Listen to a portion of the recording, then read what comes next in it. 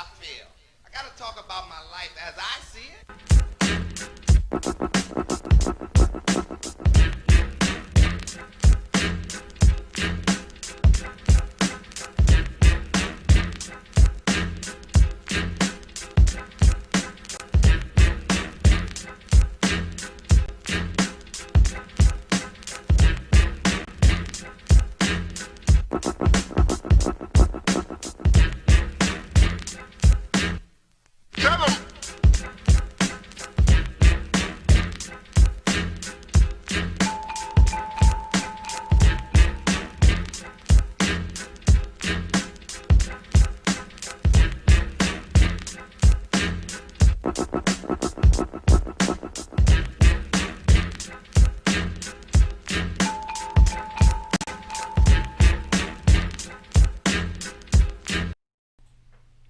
Welcome, welcome, welcome. This is the podcast show, NYC Youth Sports. I am your host, Coach Uncle Milt, and we got in the studio is the ghetto griot, Al's son, back on assignment. He brought us something from one of the parks in Brooklyn. We're going to talk about that later.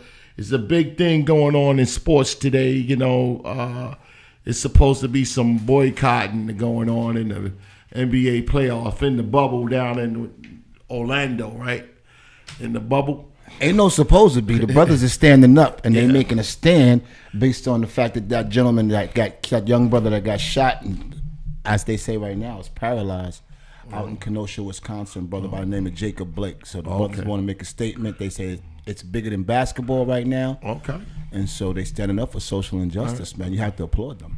Yeah, and we gonna give them a clap up, and we hope the brother that's pulled through, man, and get back to health and everything. And, you know, Brother Blake. And it's just a unfortunate tragedy that, you know, it happened. And, you know, it's a sad day right here, you know, that, you know, the police, which has a tough job itself. You know, the police has a tough job, you know, and I'm not condoning what they do, but, you know, their main focus is to get home to their family, and the training has to be different. The training has to be different, and if they don't see that the training has to be different, you might have to get, you know, people from diverse neighborhoods to come police the neighborhood, so they know sudden moves and certain things, and they know how to de-escalate a lot of things with talking instead of actions, you know, so... Yeah, it's I don't know how long it's going to happen till we get a dialogue and a real dialogue and real change. You know. Well, it's a tragedy. Yes, it is, and the police do have a hard job. But just like they want to make it home, I want to make it home too. Yeah. I want my children to make it home. I want my loved ones to make it home. I want my sons, my daughters, my sisters, my mothers. And I just want black folks to be able to make it home the same way everybody makes it home at the end of the day. Yeah, you're right, man. It's just, you know. But, you know, back to our business, back to our podcast business. You know, we had a really, really heavy topic that was brought in one of our producers of our basketball producer, you know, and it's a very heavy topic called reclass. And it's a well-known thing, not only in New York City, but around the country.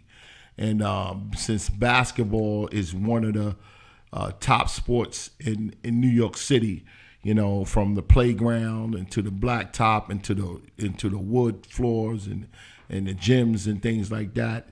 And if any kind of program, a middle school program, a public school program, Catholic or private or high school program, the reclass is like the elephant in the room. There's some people who for it, and there's some people who's against it. We're gonna get some views today. We had some heavy hitters to come in, and it didn't work out. But hey, you know how it is in this business. You know they were supposed to come in. Well, you know I got a big confirm. I have some heavy hitters, some queens.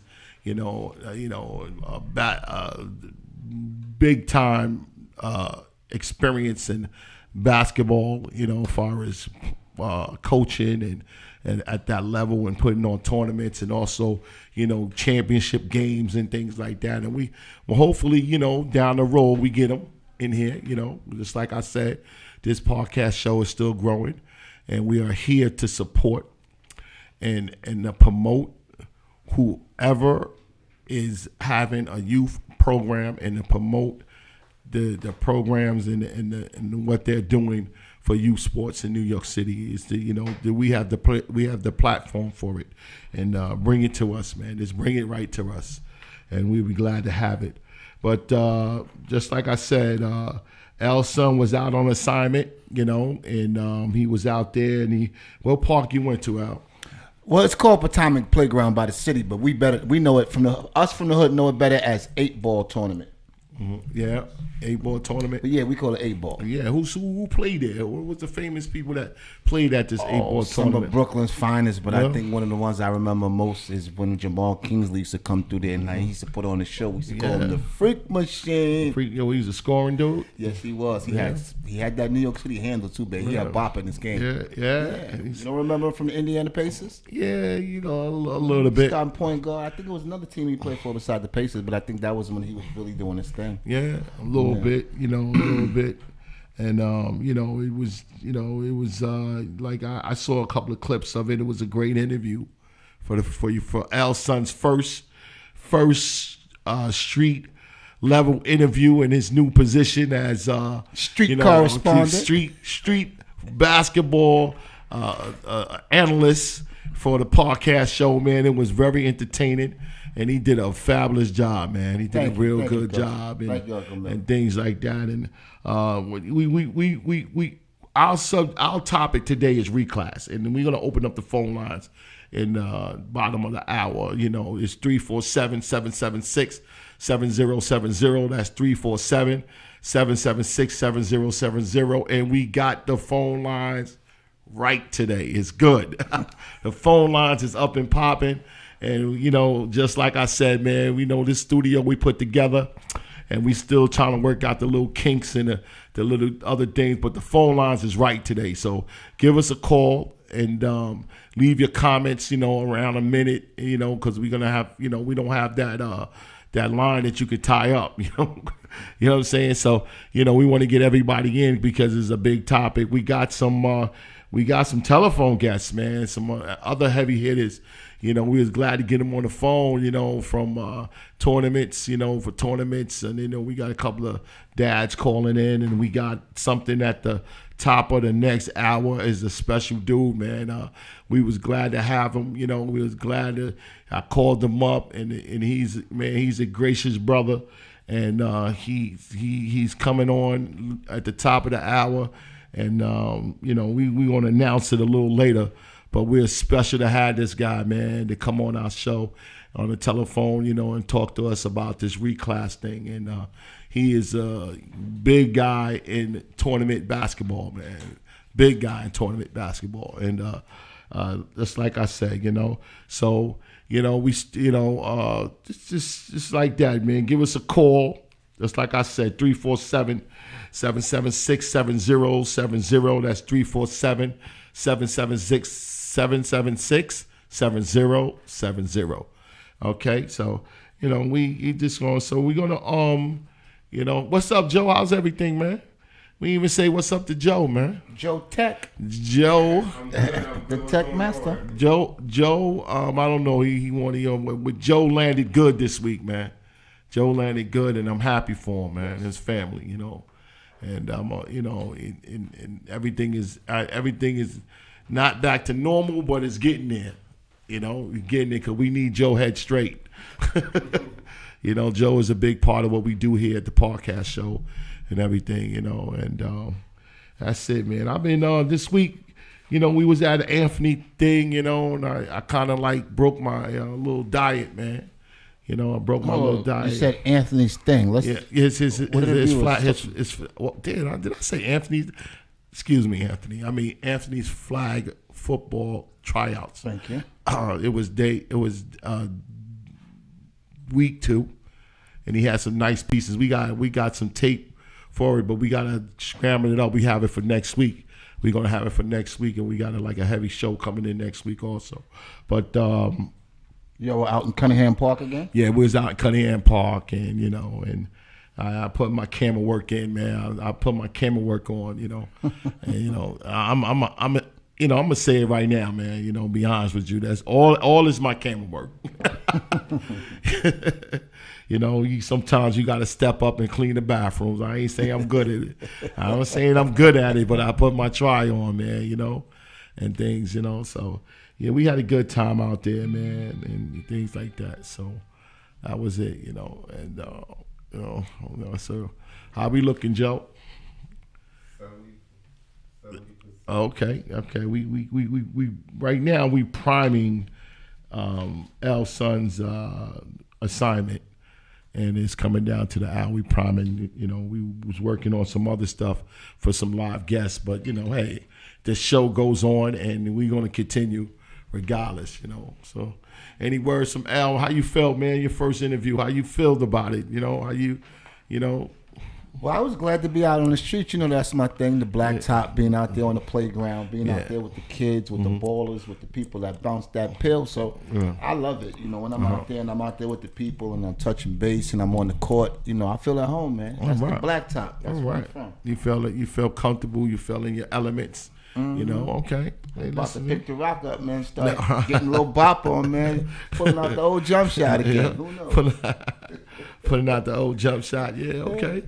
All right. Nah, but it's always great and touching base with the people, being around the kids and talking to the coaches and just seeing the people who are active in the community who's trying to give back and do something just to keep the kids productive, keep them focused, keep them positive. It's a beautiful thing, man. Beautiful thing. So blessed to be able to be a part of that. All right. So, you know, we can go right now. So we're still prepping for the video, but we can go to the break. You want to go to a break real early, and let's go to the break. Come back and shout this video popped up, and.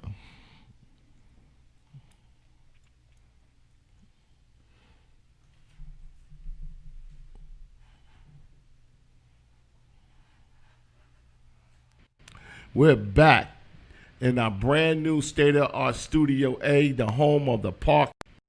We're back in our brand new state-of-the-art Studio A, the home of the podcast show, NYC Youth Sports. I'm your host, Coach Uncle Milt, and I'm here to tell you about we're here every Wednesday at 8 o'clock on YouTube, Facebook group, Twitter, Instagram, and all the other social media sites. We're here to talk about and to promote youth sports in NYC and the surrounding counties. Our hotlines are going to be open at 347-776-7070. That's 347-776-7070. And we can talk about any topic that's going on in youth sports. What we need you to do for us at the podcast show is to support us. And the way you can support us is hitting that subscribe button on YouTube, giving us a comment. We value your views, we value your comments and your and things like that to help us. Support us. Support our. We got a T-shirt donation. Support that. We teamed up with Amazon. Support that, and also give us support for our donations to the show, because with that support, we can help youth sports in NYC and the surrounding counties. Now, these are the information you need to know. You got our hotline. We got a new website coming out. It's finally getting the final touch on it. It's nycussports.org. It's nyc-usports.org, not .com. We also take views and comments on our Gmail page, also at nycusports at NYC Podcast Show at gmail.com. That's NYC Sports Podcast Show at gmail.com. So come and support us. Give us your views. Subscribe to our show and come enjoy the conversation, and let's talk about it. And the saga begins. I'm Uncle Mill, and I'm out. Advertise with us at NYC Youth Sports Podcast Show. We offer your business to get in on the ground floor of a fast-moving podcast world. Advertise your products, your services, your events, your fundraisers, games, and tournaments with us with a video or voice ad on our show. For more info, call us at 347-776-7070. That's 347-776-7070, or on our new website at nycusports.org.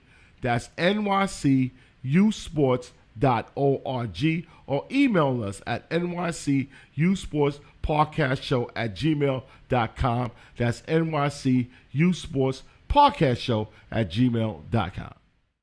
Fundraising is the key to accumulate resources to help kids in youth sports. We at the Podcast Show NYC Youth Sports, a nonprofit 501c, dedicate our time and resources to take on this task. With your help, we can raise funds to invest in events, games, the Podcast Show, in return create sponsorships, school grants for future athletes, sports equipment, apparel and travel, and so much more. There's 3 ways you can help us. With a $25 donation, we partner up with Amazon that we have our podcast t-shirts on their site. 2, you can cash up us a donation any size. It would be appreciative. Is at NYC Youth Sports Cash App, or 347-776-7070. That's 347-776-7070. And this is the last thing. And if you can't do number 1 and you can never do number 2, please do this. Go to our YouTube page and subscribe and leave a comment. That's all we ask. These 3 things, and you'll be helping our show tremendously for us to help kids. Okay? So these 3 things, and leave your comments, call our hotline, and view us every Wednesday, 8 o'clock on YouTube, Facebook group, and all the other media sites. Thank you for listening.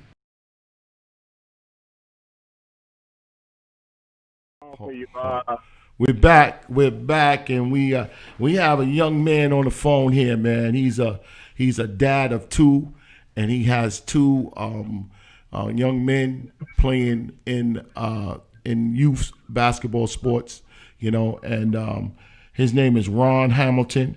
He also do holiday hoops. He does tournaments too, and for young men in basketball in New York City. And he here on the line for you. Welcome, Ron. What's going on, man? How you doing? What's going on, brother? Yeah. How you doing? All right. Can you give us a little background about how do you start, and you can add your kids in it, where they play, and things of that nature. And I grew up playing for Riverside Church. Okay. Couple of programs, Dunleavy, Millbank. Okay. I went to LaSalle Academy. Played with a couple of pros. Ron Artest, Meta World Peace. Oh, right. And my God, now he's a coach for the Dallas Mavericks. He's a player development coach. Okay. Me and Shamgar, we do the Shamgar tournament, which is sponsored by Puma. Hooping for the holidays in December, which is sponsored by Puma.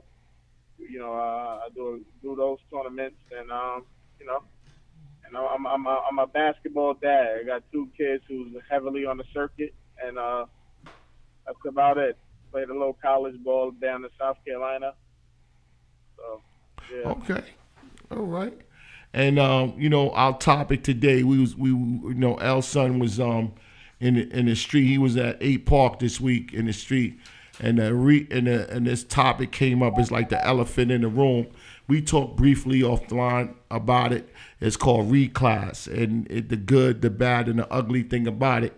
And we wanted to get your views and your stories on, to help our listeners and our supporters and things to understand the world of reclass and what does it mean. Well, reclass means that you hold your kid back a year. So like my kid, he was a class of 2025, and now he's the class of 2026. And I have another son. He was the class of 2024. Now he's the class of 2025. So that means holding them back for a year, for basketball, for certain reasons of it. Hello? Like a connection? And, Is you, uh-huh. Ron, you still there? I'm here. Yeah, okay. All right. The connection is good. All right. Did you hear me? Yeah, I hear you good, Ron. Yeah. All right. So yeah, I mean, when I first heard of reclassing, I just thought it was cheating. Because I didn't have the common knowledge of reclassing, and I didn't know how prominent it was going on in youth sports. So, I just thought it was cheating. I just thought it was older kids trying to get an advantage on younger kids. Just to make a way for themselves. Mm-hmm. But it's definitely more complicated than that. Mm-hmm. As your kids get older, and you see it's more complicated than that. If you look at probably the last 10 drafts, right, and NBA, the last 10 drafts, you probably would have 6 of your top 10 guys who were reclass guys in high school or in middle school. So to me, to get a full picture of it, reclassing for everybody, because it's to get to be the top picks in anything is right. that you start off as a special player. So you got a kid. Just paint the picture for me, like, because it seems like people are doing it, like because they feel, their kids are special. I mean, who makes the decision? You reclass for a number of reasons, right? Mm-hmm. You might have a kid who's great as a ball player, but academically he's horrible, right? So you might have a kid who needs one more year just to mature in the classroom, to get the grades to go to a certain high school, because maybe the high school really wants him and it's really a great program, but academically he probably can't fit the bill. So maybe he needs one more year to get it together academically. You might have a kid that's 5'5", but on the circuit he's a killer at 5'5". But going into high school, it might be an issue that he's 5'5". So a program or a parent might reclass that kid, just hoping within that year he gets a growth spurt. Right? And you have some parents who just reclass their kids for absolutely no reason at all. You got a question, Elsa? Yeah, Brother Ron, pardon me. You said that originally, I heard you say earlier that originally you thought it was cheating. And so originally what, I did. I understand, and that's would be the common perspective. But right. What was the thing that swayed your opinion to make it seem that it was relevant in your particular son's case? In my son's case, it was my son was failing horribly in the classroom. So I know if I wanted to get him into a good high school, we had to really buckle down and get that 1 year of maturity in. Like that 1 year of maturity. Another reason the reclass was great for him, because I didn't want him to go to high school without a jump shot. So maybe you take that 1 year to develop your kid to get a jump shot or a handle, or something like that, right? That's going to help him in his high school career. So it gets that year. Like nowadays you see kids double reclassing, and to me that's a bit much, right? To be a double reclass, like it's a bit much, but people are doing it. And if it gets the kid to Duke, who am I to complain, right? Yeah, but let me say this here, like, as I've been doing my investigation on it, and my opinion on it, and it's either way. The thing is that you got a kid, right? And I don't know who makes the decision, the parent or the coach. Or you evaluating your kid skill-wise on a court, then you evaluate your kid's academics and in class, and you make a decision. Right? Some kids just is a waste. Because some kids ain't got it. the deal is this: we are human beings. Number one, we are human beings, and sometimes we miss. Everybody ain't got the recipe, brother.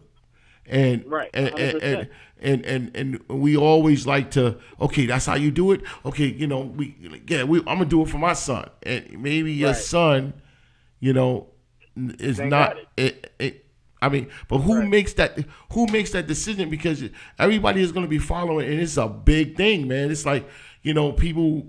That's an elephant in the room. Some people. It's funny, right? Yeah. But my son. Let's just keep it on my son who plays 2024.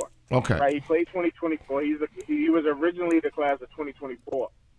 All the top guys in that class was single and double reclass. Wow. And he was still one of those guys, but he wasn't a top 10 guy. He wasn't a top 20 guy in that class, right? Mm-hmm. Yeah. And it's funny, like all those guys were 16 years old. A lot of those guys, and he was 13 going on 14, but he was still competing with those guys. And let me tell you this about reclassing, right? Mm-hmm. And this is my method. My kids reclass, but they never played down. Do you understand what I mean? Oh, they play up. They always played their grade, and they always played their age, and they always played the grade that they reclassed from. They never played down. So in the 8th grade year, I will let them play because now that those kids are 9th graders, they'll be going to high school, so they really won't be playing no AAU ball until April. See, Mr. Ron, you a basketball guy. You played basketball, so now you work with your kid, and you teach him some things, and you give him a work ethic, and he follows it, and it pays off on a court. What do you say to that parent that go buy the equipment, go pay for the training, and the kid come on the court with everything, the latest sneakers and everything, and looking the part, but don't have work ethic, and the parent really believes save your money. Who's save your money? I mean, it's cute and it's fun when you're young. Yeah. But when you out there on that circuit, you spending money, you traveling. Yeah. You paying. A lot of these parents pay for these AAU teams. They paying $250 quarterly. Yeah. You know what I mean? They paying a lot of money, and their kid haven't got better since the 2nd grade. But save your money. But the thing is that who tells them that? Who tells them that, Ron? Who tells them? Because you got parents. No, I'm gonna tell you who tell them that. When they ain't getting on that floor and they ain't playing, it speaks for itself. When you're in the game and you're not productive, it just speaks for itself. Maybe a parent might think, "Oh, the light will turn on one day," but because it's for me investigating this. My producer brought it to me, and I went out there and I called some people. I called you. I called a couple of people, and me just hearing the horror stories about the parents is really sold on this is the way to get. Your kid gotta be one of. Your kid gotta be in the mix. If your kid's not in the mix, there's a way to try to reclass your kid. So when you say in the mix, not in the politics, but in the mix, like Go ahead. I'm sorry. Go. I mean, okay. I mean, like let me set the example up. When you say in the mix, that means that they have to have the potential skills, the work ethic, and it has to be grown, and pretty much the size. Right. They gotta have the goods. Mm-hmm. They gotta have the goods to reclass. Like reclassing is just to buy you some time in a place where you're lacking at. You know what I mean? That's like saying Ben Simmons, right? We're gonna reclass Ben Simmons in middle school because we know if Ben Simmons get a jump shot, he'll be better than Magic Johnson. Mm-hmm. Wow. You understand what I'm saying? Yeah. Stepping on toes, brother Ron. Get a jump shot, he's going to be the number 1 pick in the draft pick one day, or possibly a lottery pick, or possibly he might go pro. So. Brother Ron, let me ask you. Brother Ron, let me ask you something. And this is based on what I'm hearing from you. So what I'm hearing is that this concept is so prevalent that basically, when you get to a certain level, because there have been so many who have reclassified before you, so just to stay competitive, you saying a lot of people just have to do it because it's being done so much? It's being done so much, right? Like if nobody reclass in my son's grades. They're one of the top kids in the city or maybe in the country in their classes. Mm-hmm. Right? In their regular class. If it's just straight across the board, legit, I know they're gonna be two of the top kids in their classes. You talking about your kids, Ron, yeah. right? My kids, right? Okay, right. okay, all right. But you know, they've been going up against some older kids, right? But let me tell you something about reclassing. Once you get to high school and you want to play varsity as a freshman, you're going to play against guys who may be 3 years older than you, 4 years older than you. Mm-hmm. So listen, me as a parent, I need to prepare them for that now. So I'm not going to cry about it when we're playing against older guys. See, me investigating this and hearing the stories and things, you know, to me, I understand because you are expert. But the problem is that everybody wants to come down that road. And I know for a fact that it's not fit for everybody to come down that road. It you know, to get a player, you know, the apple has to fall off the tree and land it right perfectly, you know, on its uproot. You know what I'm saying? It have to be something like that.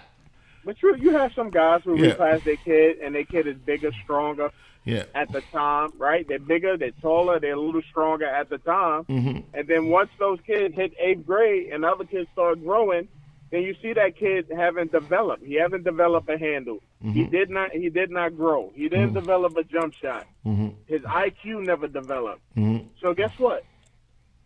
He's out the picture now. Right. And it's like, damn, why did I reclass him, huh? Because you reclass them and you saw the potential in them by being the bigger, stronger kid and the older kid. But guess what? You never thought to develop that kid. Why you reclass them? You just let them kill everybody, run through everybody, kill them, but you never develop them. Yeah. And that's where it goes wrong too. And you have a lot of knowledge and had a lot of experience in this topic here, as far as this is for reclassing. This is the reason why you do reclass, is because the reasons that you brought up early tonight, and you know that's a outlook that people need to sit down and say, okay, and evaluate their situation, because their situation is not like your situation, you know. So everybody got a different situation. So the thing is that I truly understand why it's a taboo type of thing, that, you know, morally it's wrong, but to sit there and tell a kid, listen, we need to put you back in the same grade to develop your game. I don't honestly think it's morally wrong, though, right? Mm-hmm. I don't honestly think it's morally wrong, because you might have a kid who's a mid-major, right? Mm-hmm. He's a mid-major, and he's a mid-major talent. The reclass year might get him Duke, might get him Kentucky, might get him Kansas. I'm just telling you the truth. That reclass year might get him that high level, you know. So, I mean, I can understand if he's a junior in high school to tell him that. You can do a post grad year. It's still reclassing. A senior in mid. No, I'm talking about high school now, because in high school, you still can reclass. You can do a post grad year. But Ron, let's be honest. You got parents looking at college and their kids are freshmen in junior high school. Right. Yeah. That's crazy. You know, that's I mean, crazy. I know some stories. I can't say it, but I'm looking at like serious. You said, yeah, you know, we lined it up. You know, but only way it works in middle school is you're preying on that growth spurt. Or you're preying on the maturity level of the kid, mm-hmm. or you're praying that this kid develops a jump shot. He's a great guard, but he can't shoot a lick. You know. So the end game is just the scholarship. Then that's the difference. The difference in scholarship. That's the end game. Everybody playing for free tuition. Most people playing for free tuition. I know I don't want to pay for college. You know, people with student loans, that's not easy. Not easy. What happened to the love of the game, Brother Ron? Listen, I'm gonna tell you right now. There's no more love for this game, man, and that's sad. It's sad. It's very sad. Brother Ron, it's the business. It's the business. It's the business to go over the love. Man. It's the business. Because it sounds like he's just forced to do it just to keep up. Right. Not just him, but anybody. Because if it's that 100%. if it's that prevalent and it's going on, it's so deeply rooted within the game, then otherwise, that's how you have to play the game nowadays. Then that's rules the game, I guess, to compete. Ask me where I'm just coming from just right now. Where, practice? We just coming from a workout. Yeah. We got to work out. Yeah. No, we gotta stay in the game. You got to put that work in. You got to put that work in. Yeah. You got to. So, Brother Ron, what's going on with y'all for this being that now everything is shut down, no PSA or fall sports? What y'all gonna do about the hoops tournament this holidays? Well, safety first, man. Safety first. So if we got to push it back to next year, we'll do it. But, it shouldn't be a rush to get people out there in crowds and risk people lives, just for a couple of oohs and ahs. Yeah, I agree. Let's get through this pandemic, and then hopefully we can all get back into the swing of things with the sports. But it's sad, I feel bad for the kids, but it is what it is now. Hey Ron, man, I wanted to thank you for giving us this time, and on this platform, man. And I hope that this is not the last time we hear from you. When you got your tournaments going, bring it to us. We want you to come in the studio. We got a chair for you, and we want to promote the people who's making youth sports relevant in NYC. This is what we do at this show. It's a new thing. We want to be the sports center of youth sports in New York City and the surrounding counties, and we appreciate you coming and giving your time and your comments in this, and we really appreciate this. And there's a dope platform that y'all doing for New York City youth sports. So God bless you guys, yes. and I'm gonna put the word out. Yeah, please, Ron, definitely. Please do, man, because we need all the help we can get. We need all the help we can get, man. And the more content we got, the more interviews, the more we'll go out there with our camera crew, wherever, to do whatever, and and make it happen, because we are committed. We're committed to kids in youth sports in New York City. Right. And as the status of the pandemic changes and things come back open, just keep us updated. We will be there. Yeah, definitely, Brother Ron. You got any? Okay. And I just hope I made sense on his reclass and stuff. Yeah. Oh, very much so. Very much. It gave us a new perspective. Yeah. Right. Because like I said, if you look on my Instagram way back, you could see when my son was competing and all the older guys was getting the recognition. And they used to be like, man, that reclass and that cheating, and then you had to get with the program. And then now my son is that guy who like I said, he still haven't played down, but now he's that guy where he's making noise in his regular class. But in the reclass class, is like, all right, he got ranked in a couple of ranking sites, which really doesn't mean nothing. But, for the kids, is good. It's a good boost. Ron, I want you to take this time out to tell people your Instagram, how to get in touch with you when you get back up and running, your website or whatever. And just take this time out to give yourself a shout out. Shout your info out. Your info out online. Right. Well, the website is down right now, but the Instagram is Bryn Bryce Ham on Instagram. That's my kids. You see all their highlights, and I post a lot of the tournaments, and everything. And I have a lot of forums, a lot of discussions with a lot of people on the Instagram. Bryn Bryce Ham on Instagram. So just hit me up on there. So yeah, go ahead, Ron. Go ahead. I was just gonna say, everybody be safe out here and still take protective measures. Yeah. Wear that mask and stay that social distance and get tested.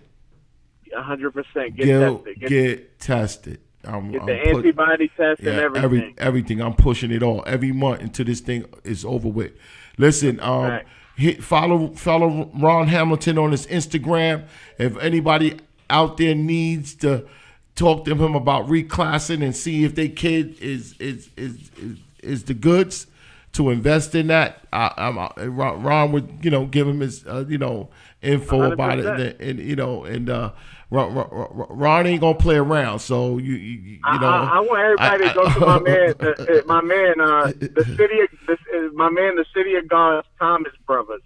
Mm-hmm. He got this big thing. Is on Instagram. The City of DA, not done. DA, City of God's Thomas Brothers. So he talked about it today about reclassing, and it got like 400 or 500 comments on it about reclassing. Mm-hmm. I wish I could read you some of the comments, but it's just crazy. Everybody have their own perspective about it. Yeah, we want you to come in, man.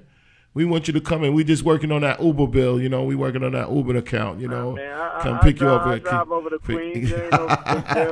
Come pick you up from the boogie down, Nah, but he gave us, Brother Ron, but you did give us a new perspective, because me, I was one of them playground guys, man, blacktop most of my career when I played ball. Let's be honest. But hold up, but my thing was, how many guys got left back when we was growing up and we had to play against the high school and junior high school, but they was older? Exactly. We used to call them ringers, but none of us really appreciated it. We didn't like having to play against them, but you had to step your game up, but that's what we do. We didn't cry about it, right? They just made us better. So it's the same thing going on now. But you made it make sense. They got a name for it called reclassing. Right, but you made it make sense today, because, we look at it from one perspective, from a historical point as how it affected me when I was balling, but you made a whole lot more sense today. You made it seem practical. You made it seem logical. So thank you for that. All right, man. We're gonna your assignment is up, brother. We're gonna go into the video.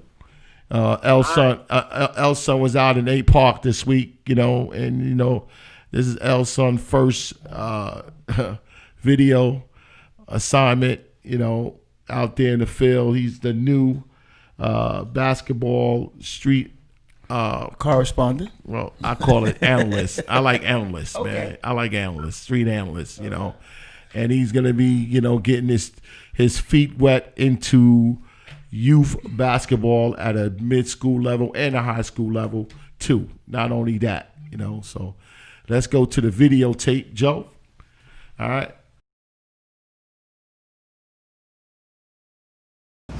Peace and power, family. This is El Son, the Ghetto Griot.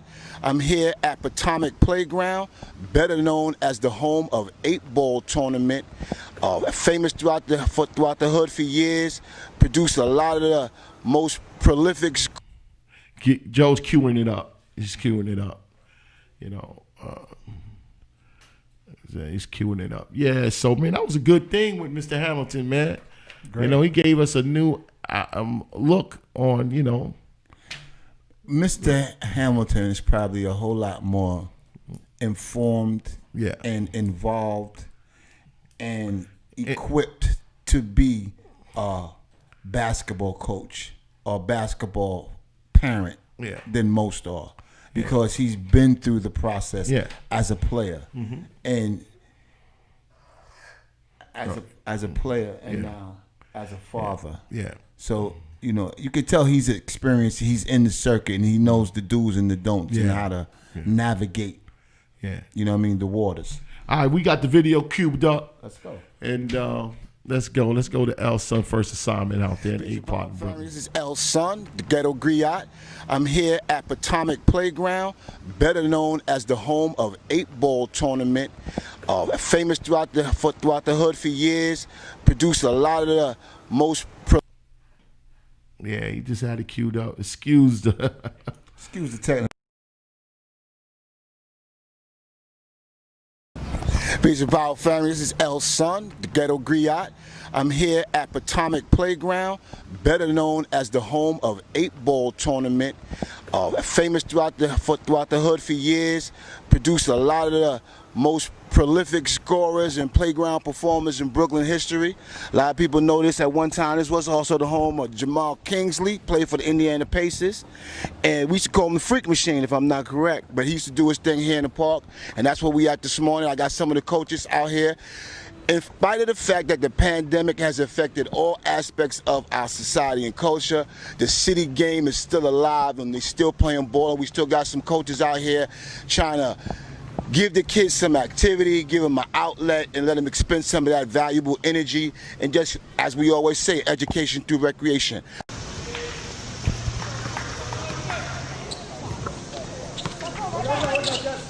Hey, this is El-Son back, and I'm here today with Coach Alonzo, one of the coaches that's working out the kids and staying active in the community. Coach Alonzo, tell me what school, where do you do your thing at?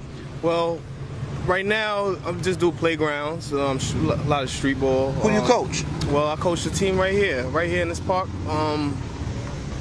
Just the youth. How did y'all handle the fact that this year there were no permits being given out, there were no summer tournaments, the kids was like laid up all summer because of the pandemic? You know, COVID hit us hard, like I said, in all aspects. So like, how did you handle all, like how did y'all handle, like how did you deal with all that frustration, all that pent up energy? Well, you know, the pandemic did a lot for, you know, it hurted us, you know. We wanted to be out here, there was no hoops, they took the hoops down.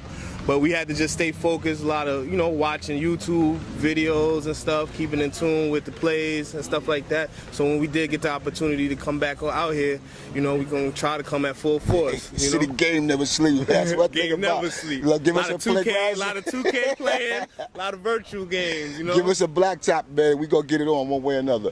But now, let's get to something that's relevant for you. This year, the PSAL is not shutting down all fall sports. Mm-hmm. What are we gonna do? Like, how do we supplement what sports gives our children, in spite of the fact that they're questioning whether how they gonna open the schools on remote, in person, you know, in classroom learning, and so now they're shutting down all sports. What are we gonna do with all our athletes? I would say just stay ready. Just, you know, keep working out, you know, on your own time. Just be ready for that call, because once it's back on, you know, you don't want to be out of shape. You know what I mean? You definitely want to stay ready in the park so while we still can. You think they're going to have PSAL this year? What you think? This year's it's still rocky right now. I'm hoping it would, but right now I can't tell you. There's a thing that's going on that I've been aware of it for years, and it's becoming an issue. They call it reclassification. Mm-hmm. I'm sure as coaches you're all aware of it, where we have kids that are intentionally more or less getting left back, mm-hmm. so they could be more advanced and developed, mm-hmm. when they come back the next year. Mm-hmm. Is that really a big thing in high school ranks? Well, it is a big thing, but I don't think it's good. You know what I mean? I feel like you're not giving an opportunity to a kid that's their age, that, you know what I mean? It's to me personally, it's not good. You know? Yeah, I don't think it's either, because I feel like it creates an unfair advantage. Yes. You know what I mean? And you should play with your peer group, because back in our days we used to call them ringers. Yeah. That's the name, a ringer. You in the tournament with the 13 to 15, and you 16 to 17. Yeah, definitely. And especially at that level, at high school level, PSAL, where kids are trying to get to college, and they take the game a whole lot more serious. Yeah. You know, just out here just playing for recreation. So I feel like it does create an unfair advantage. All right. Okay.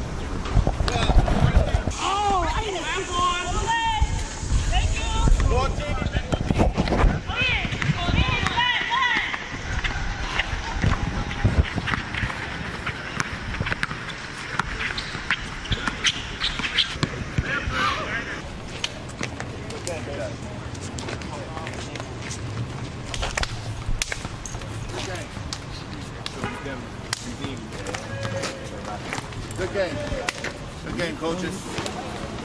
Next week, same time, y'all. So I really don't feel it. That just came back. I'm back, and I'm here now with Coach Francis, one of the coaches that's active in the community.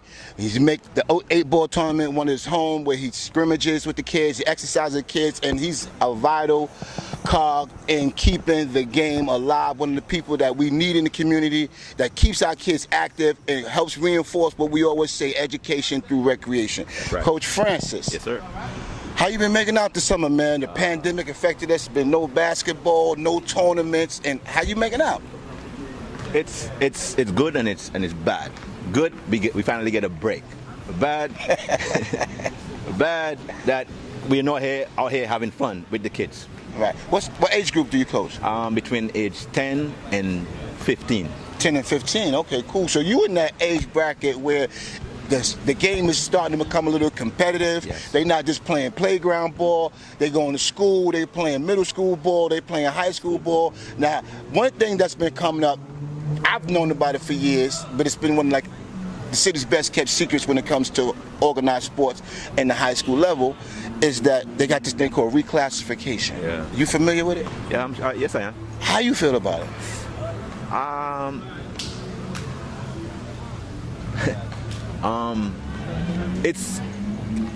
There's a pro and there's a con.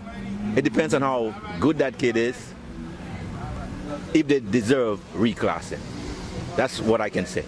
But my thing is, I'm hearing that people are reclassifying intentionally. Like when I was growing up, when you was in the biddy league, say 13 to 15, and you was 16 to 17-year-old trying to play with the 15-year-old, we called you a ringer. Yeah, ringer. Yeah. That's how we called you, straight like that. And we don't like ringers. Exactly. So I mean, so you feel like there's a pro to it, like when that reclassification does have an event, like does it help? It depends. Is it productive? It depends on the kid's skill, in my opinion. If you're very, very good at basketball and you're one of those kids that are very outstanding, I believe that you should move on. But if you're one of those kids that are like in between and just need just a little bit, I can understand. I can understand them reclassing, but it just shouldn't be. Put it like that. Out and overall, there shouldn't have any reclassing. But you could understand for some kids. For some situations, but basically what we said, we all know that it creates that unfair advantage. That's right. And even though it might be that one kid with the exceptional skills, what about the other kids that's playing that he has to play against? And so. Can I add on? Go ahead. Because with coaching kids from 10, like below 10, because under 10 to under 15, you could see that there is an 11-year-old or 12-year-old that the skill is not as good enough where they could get like a run on a 12 and under team, where now he could probably just go in, or she could go in just for a couple minutes, just so that they feel themselves, they get better. But yes, they're older, but they can't play on that 12 and under because they will not get enough minutes. I understand. So that's where I feel. So at the game level, as far as to keeping it competitive, as far as the game, yes. I see that. I mean, it has some sense. Like I said, I'm still with the whole thing, man. You a ringer. Yeah. Hey, it's the Ghetto Griot, and I'm back. I'm here now with Coach Roger from Team Roger. Coach Roger is the man behind the plan, in front of the plan to put all this together. Coach Roger is one of those coaches that we love so much because he's dedicated to what he does, and he provides a vital outlet and opportunity for the kids of our community to stay recreated, to stay focused, gives them an outlet for all that energy, and provides activity, and like we always like to say, education through recreation. Coach Roger, introduce yourself and your program and tell me about what age group do you normally work with? My name is Roger Thomas. We do Team Roger, me and Coach Francis. We put it together about 8 years now. We've been out here at 258 Park, just doing the kids. We do all ages, from 10 and under all the way to 16 and under. Okay, that's great. So now, wow, we know 2020, pandemic central, COVID-19 has had a profound effect on all facets of society, especially for those that love the game. It hit us hard because it basically killed the city game. For a long time out here in the playground, we didn't even have basketball hoops. They just recently, a few weeks ago, put the hoops back up, and I'm glad to see some of you coaches are out here taking advantage of that. How did y'all deal with the fact that it was just no activity during the fact that there was no hoops and we had to face COVID? Well, that's the times we're in. Yeah. We deal with the times, so nothing we could have done then, but we put the hoops back up and now we're back on track. you know. So I know you got some kids that's getting ready to go back to school, right? As you know, the governor announced there won't be any fall sports in the PSAL. I think it's still up in the air about Catholic school. I know most of your kids probably go to public school, am I correct? correct. So, what we gonna do with all that lack of activity and pent-up energy if most of our kids that are ball players and participate in fall sports, whether it be basketball, soccer, whatever it may be, how we gonna manage? Like, how we gonna deal with all that pent-up energy? Well, the main thing is we gotta keep them active and get them ready for next year. Do you have any do you have any plans for like fall sports yourself, or any races where you might be able to scrimmage your team at? Because I seen you always going hard this morning. I like that. What we come out 6:30 every morning. Wow. 6:30 a.m. We got our own bubble of kids that come out with us, and we run them. We work them, and we get them in shape. We get them in shape so they don't be at home getting lazy. So we get them working. Right. We want them up early in the morning where they get used to waking up when. That's some great dish for you out here 6:30 in the morning at the crack of dawn. You up with the chickens. I appreciate that. We're back in our brand new state-of-the-art Studio A, the home of the podcast show, NYC Youth Sports. I'm your host, Coach Uncle Milt, and I'm here to tell you about we're here every Wednesday at 8 o'clock on YouTube, Facebook group, Twitter, Instagram, and all the other social media sites. We're here to talk about and to promote youth sports in NYC and the surrounding counties. Our hotlines are going to be open at 347-776-7070. That's 347-776-7070. And we could talk about any topic that's going on in youth sports. What we need you to do for us at the podcast show is to support us. And the way you can support us is hitting that subscribe button on YouTube, giving us a comment. We value your views, we value your comments and your and things like that to help us. Support us, support our. We got a T-shirt donation. Support that. We teamed up with Amazon. Support that, and also give us support for our donations to the show, because with that support, we can help youth sports in NYC and the surrounding counties. Now, these are the information you need to know. You got our hotline. We got a new website coming out. It's finally getting the final touch on it. It's nycussports.org. It's nyc.usports.org, not .com. We also take views and comments on our Gmail page, also at nycusports at nycusports podcast show at gmail.com. That's NYC Sports Podcast Show at gmail.com. So come and support us. Give us your views. Subscribe to our show and come enjoy the conversation, and let's talk about it, and the saga begins. I'm Uncle Mill, and I'm out. Advertise with us at NYC Youth Sports Podcast Show. We offer your business to get in on the ground floor of a fast-moving podcast world.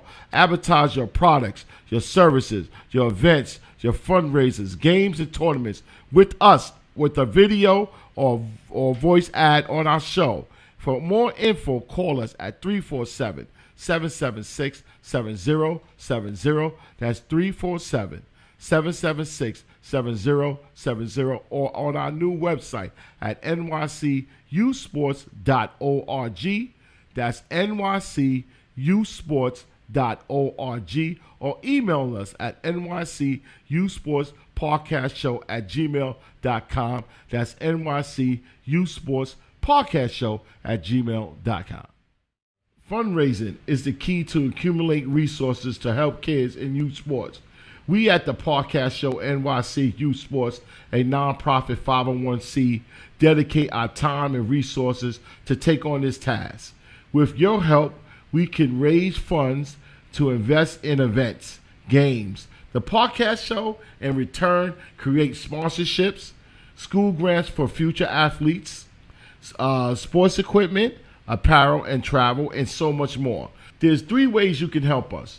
with a $25 donation, we partner up with Amazon that we have our podcast t-shirts on their site.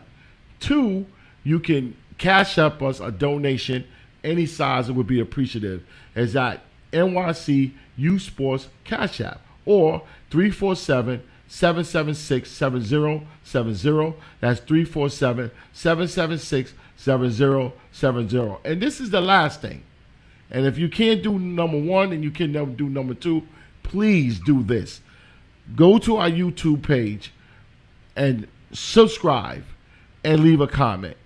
That's all we ask. These 3 things, and you'll be helping our show tremendously for us to help kids. Okay? So these 3 things, and leave your comments, call our hotline, and view us every Wednesday, 8 o'clock on YouTube, Facebook group, and all the other media sites. Thank you for listening.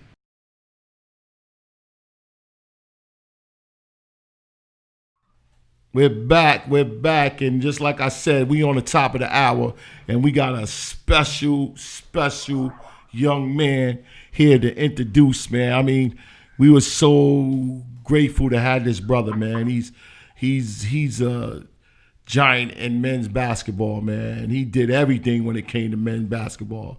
The brother played at E Hall High School, Erasmus Hall. They even retired his number. That's a bad man. They retired his number on a high school level.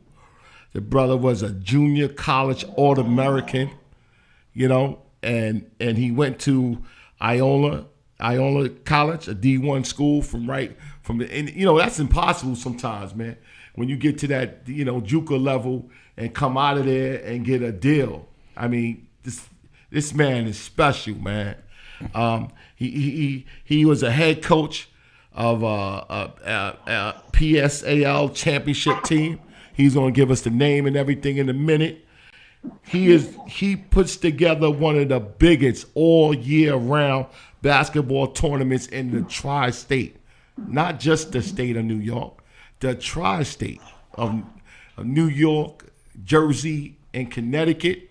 He's going to talk more about it. He's the founder of funsport.com. It's Funsport New York and NYC.com. We are delighted to have him to the show. This brother, I'm so delighted to have him on our platform, man. Where we at? Rickey Rivers. How you doing, Uncle brother? Mill. How you I'm doing? good, brother? I'm good, Uncle Mill. Thanks for that intro, man. Did I leave something out? You did whatever Nah, I left out. the only thing is it's Fun Sport Basketball. It's Fun Sport Basketball, not funsportnyc.com, but it's Fun Sport Basketball. But we've done a lot over the 20 years, so you're right about it. Yeah, man, you a giant in the tournament circuit, and I was brought to you with one of my producers, man, and I said I got to get. We talked on the phone and a couple of times, and I'm just glad that you stuck with me and you here today, and I appreciate it, man, very much. No doubt, man. Kudos to you for working with the kid. Yeah, man. Just like I said, man, we build this platform to support and to help, and whatever we got to do to anybody who's making youth sports relevant. No doubt, man. Anybody, and we want you to tell us about yourself a little bit, the stuff that we missed and what's currently going on, and then we're gonna get into the meat and the potatoes about this reclass. You got the mic. Thanks for having me, man. Like I said,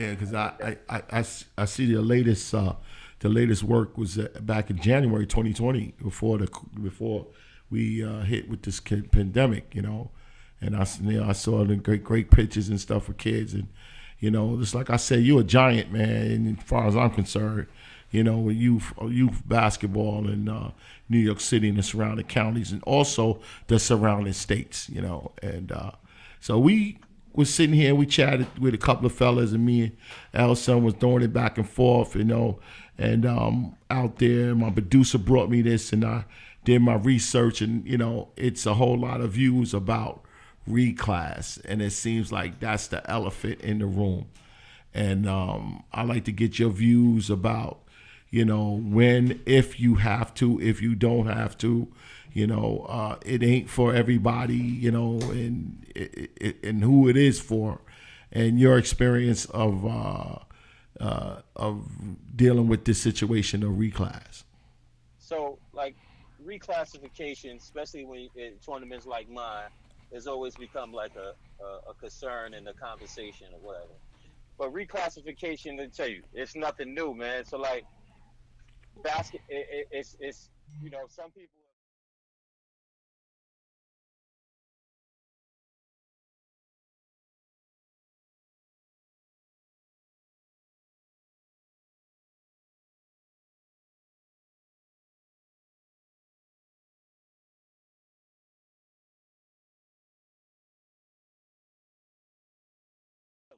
They were doing it for the football players early in Philly. Mm-hmm. So kids doing it.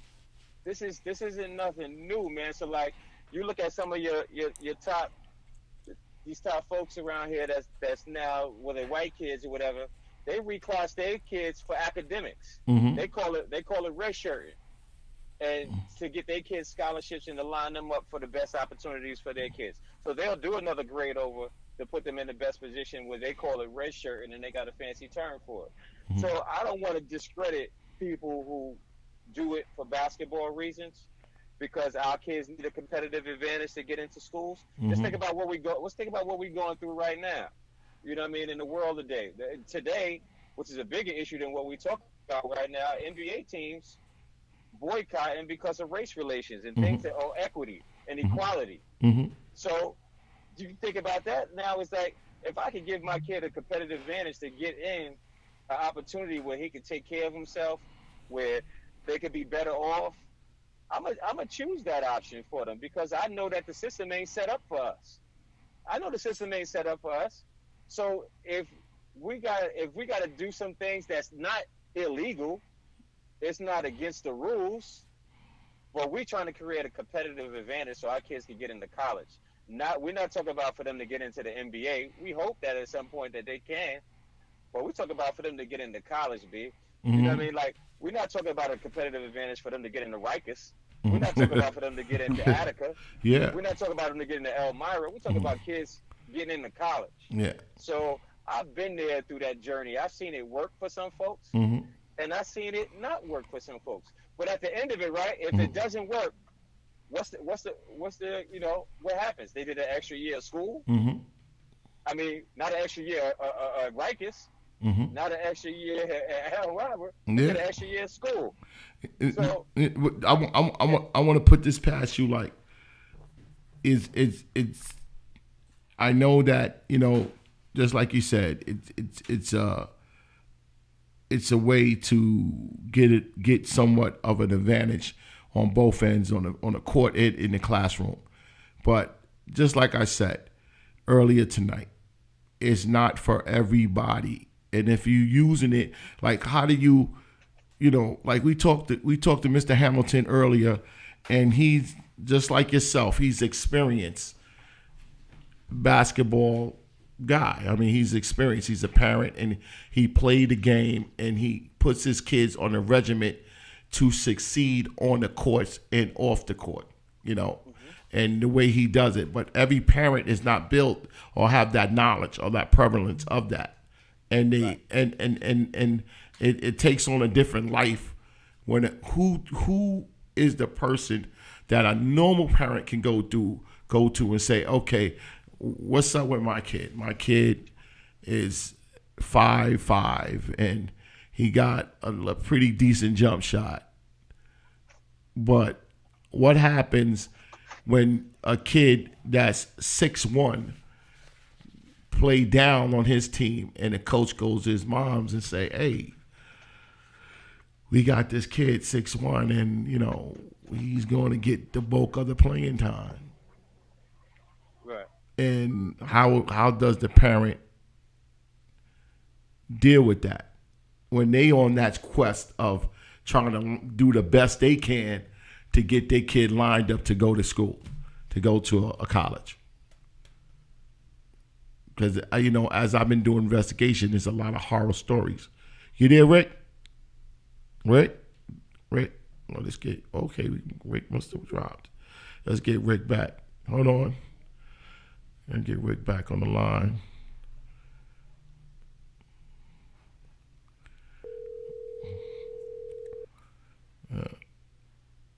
The cell phone problems, they ain't our problems.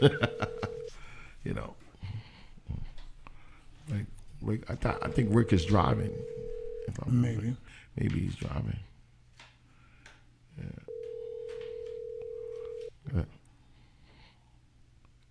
It's a key point you brought up there. Yeah. The fact that the kid that has the support network and is looking to reclassify, and he could be that next potential big player. 7, Hey, 5, here you go. 2. Here you go. Hey, Rick. Hey, my fault, man. Somehow my phone said it was hot and it just shut off. Whoa. This hot topic. This topic is hot. Did you hear my question? Yeah, you said something about a kid was yeah, 6'1". the kid like you get a parent that he has a kid decent jump shot, working hard. He's on a 6th grade team, and he's 5'5". Right. And then you got a kid that reclass that's 6'1", and he comes down, and he needs playing time, and he needs a lot of playing time. So he's gonna cut in the playing time of the 5'5". So what do you tell that parent? Because this is the horror stories of there's people That's not a horror story. That's like real life. You know what I mean? So like sometimes I know that everybody wants to see their kid play, and everybody wants to kind of like have the best opportunity for their son or daughter.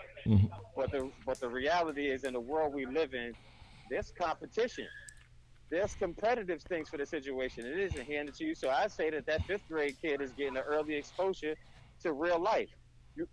Now, I'm not sure if y'all graduated college or you got out of school or whatever, but when you got out, nobody say, "Yo, here's your job, and there you go. You completed your joint. You can go." You got to compete for jobs. Yeah. You got to go in and you got to interview for a job, even right now, and you got to hope that you're the best candidate. So the 6'1" kid, because he's a year older, or whatever, because I'm thinking you're tying it to reclassification. Yeah. That doesn't kind of like give that parent the right to say, "Oh, that kid, that's not fair." Mr. Rivers, how many years you been dealing with parents? I've been dealing with parents, so I've dealt with these stories all the time. I deal with these all the time. So honestly, I could be real with you. Yeah. What I tell that parent is, find something else for your son to do. That's cold-blooded, Brother Rivers. That's cold-blooded, man. But I'm keeping it as real as I can keep it because I played the game too. If you want your son or daughter to be competitive at this game, and you want your son or daughter to really compete, then you're playing in my tournaments. If you just want to see your son enjoy yourself or your daughter, and they want to just have fun, you go play in CYO. Go play in CYO or something like that where it's not as competitive, where your son or daughter can run up and down and they can play and you can enjoy them and you can celebrate them for playing. Like I got a son that's not that good. I wouldn't let him play in my tournaments and expect that he should play in front of the elite kid. So like my tournaments and other tournaments have elite kids with elite circumstances, elite situations. So that's where you find the reclass kids in tournaments like mine, basketball spotlight, and different things like that. Yeah. You can't get in there try to rewrite rules for what's going on. You can't do that. So you basically got to stay in your lane. So I you know what I mean? I tell you, I can be straightforward with some of these parents because sometimes they need that. Because sometimes parents will give you a lot of headaches about what they perceive the game. So I want to fix this to make it work for me. Why these kids can reclass? Why these kids can get leveled back and they can play? Because that's just the nature of the game. Once you get to high school, nobody's looking at your birth certificate. Yeah. Nobody's looking at your birth certificate once you get to high school. They just want to know what grade you're in. Yeah. You ever ask about a high school tournament? Let me see your birth certificate. No, you play. Yeah. It's true. right now we want to handhold the kids, and we want Johnny, Billy, all of these kids to have. We want equality. We want equality right there. No, it doesn't work that way. Okay. It's a competitive thing out there, huh? It's a competitive field, and you got to stay in. You got to find your lane and stay in it, I guess. Basketball is competitive. Yeah. Basketball is at its top of its peak is competitive. Those guys playing in the bubble right now is competitive. Mm-hmm. So these teams who are competing, who have some of these teams have sponsorship deals and different things like that they have to meet. They have to put the best set of talent on the floor to expose. Yeah. Like the NBA, colleges, they want to see the pipeline of talent that's coming down the line. Mm-hmm. They want to see the best players on the floor competing against the best players to understand who are the best players. Mm-hmm. Mm-hmm. And tournaments like mine and others have to showcase and expose and evaluate the best players. Yeah. So, other words, keep it real. It's like the first thing parents out there, you got to be real with your kid. If you want to see your kid eventually down the road to play in the collegiate level, you have to keep it real now and put the work in. And But if a parent, let's say like a parent, if you really want your son or daughter to play competitive basketball, you want them to play against that reclass kid now. Yeah. Because this is all about development stage, bro. Mm-hmm. It's you trying to develop. Yeah. You want them to see the best kids now so that they can develop, work on what their weaknesses are, and you can develop. You can't don't get shocked when they get to high school. Mm-hmm. Yeah. Don't let them get shocked when they get to high school. Then that's when they're ready to say, "No, this ain't for me." Yeah, and it's tough now. It's tough, and you made it save some money too. You say, absolutely. That's keeping it all the way a step. All that money you paid in hotel bills and all of that stuff. You would have been had the kid playing ping pong. And the expensive sneakers, I've got to give him the Steph Curry, maybe that can make. Push Shorty in the ping pong game. Let him play bowling or something. Yeah. It's no serious. Ricky is keeping it 100% because if you see your kid going to the next level, that's where you want to go. You got to put the work in. There's no equal opportunity when it comes to playing time on a court. It's big business, man. Obviously, it sounds like big business. Yeah, and you can't politic from the sideline as a parent. Let me add another story to it, Milt. Let me add another layer to this joint for your show. Yeah. I do events in Dallas too. Uh-huh. Dallas, big time football city too. Mm-hmm. So there, and I'm running my programs. People are talking about reclassing kids with their parents there like it's nothing, like it's just a way of life. Mm-hmm. Such and such right here. We're gonna reclass him. He's gonna do 7th grade over. He's gonna develop his body. He's gonna be in the weight room with such, and it's a plan. But it's not frowned upon. It's like, okay, this is what we're doing. So what happens is New York City, because everybody has an opinion, and everybody if we don't have that unity like we should, we look at reclassification as like ill. Meanwhile, your kid probably got left back twice already because he ain't academically right. So we looked at it like L. So what happens now, because I've been in these conversations, New York is trying to keep it legit, but they're playing against that team from Dallas. They're playing against that team from Georgia. They're playing against all these teams where they got kids on their team that reclass. Yeah. So our 13-year-olds is on the road playing against 15-year-olds. Now, you remember, who used to be the mecca of basketball? That was New York. Yes. But when New York was going on a travel circuit playing against the reclass kids getting their chest kicked in, now New York ain't hot no more. Yeah. So guess what? The college coach is not coming to New York anymore. So guess what? Team Scan and all you guys, if y'all going to compete against these guys on a national level, y'all better start reclassing a couple of our kids too and compete. Once we started to do that, we started to dominate youth basketball again. Now that opens up opportunities for some kids, even the kid Billy, who need to be seen by a college coach, for coaches to come back to New York to recruit kids because there's a pipeline of talent in New York. I must say, Ricky, when my producer brought this story to me, I had an opinion. Me and L talked about it. We had an opinion, and our opinion was like, how do you tell a kid, son, you got to do the 6th grade again? And that's what's our opinion. Now, you opened our eyes about it. You was a lot of you was very informative, and also Mr. Hamilton was very informative early tonight, and you opened our eyes about, in some cases, if you see a diamond in the rough, you gotta polish it.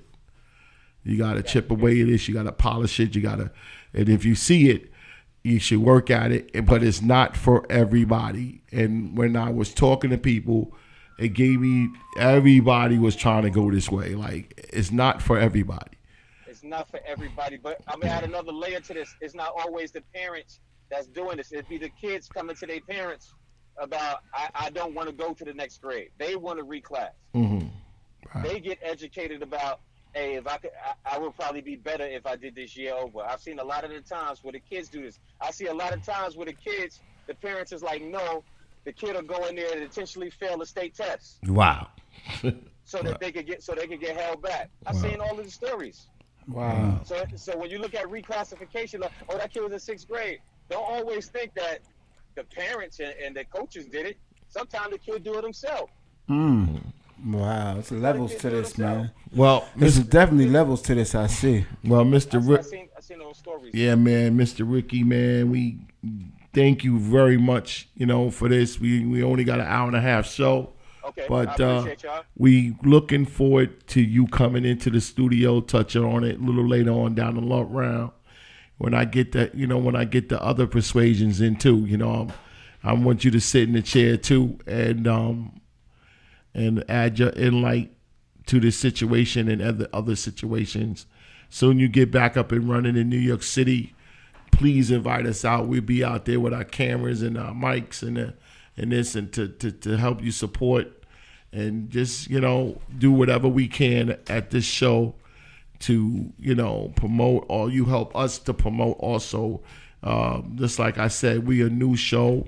We're committed on doing this at the youth level. We want to be the first show in New York City, a sports show for the youth only. And it's not easy, but we got the energy, and we're going to try. And people like you that we can count on, man, it's be a tremendous thing in our life in our situation, in our platform.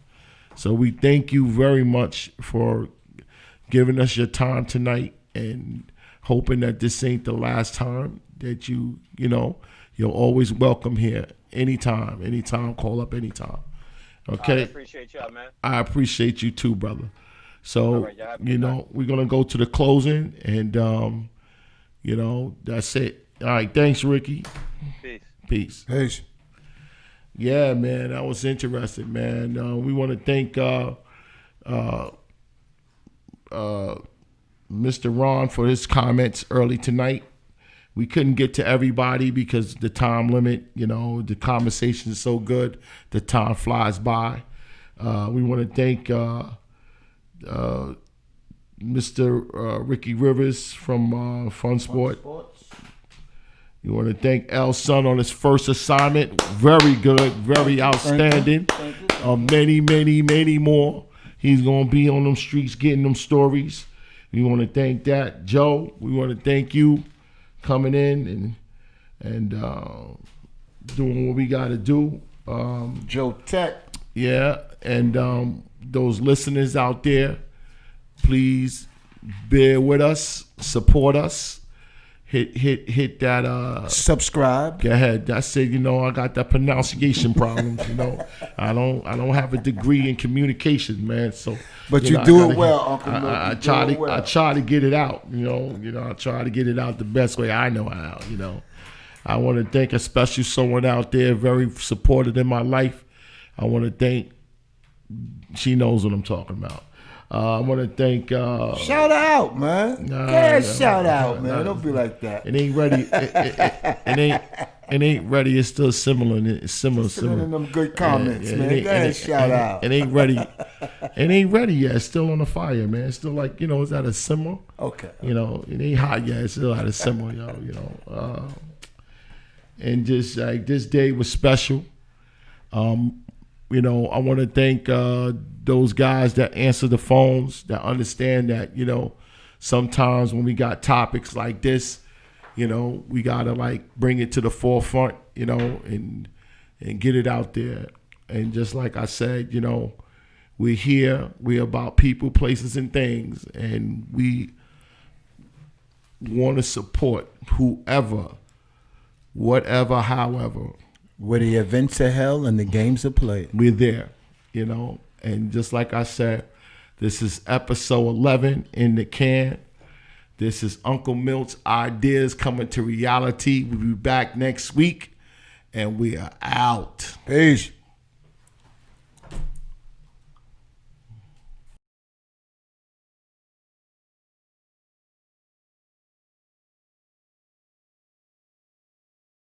I got to talk. I got to tell what I feel. I got to talk about my life as I see it.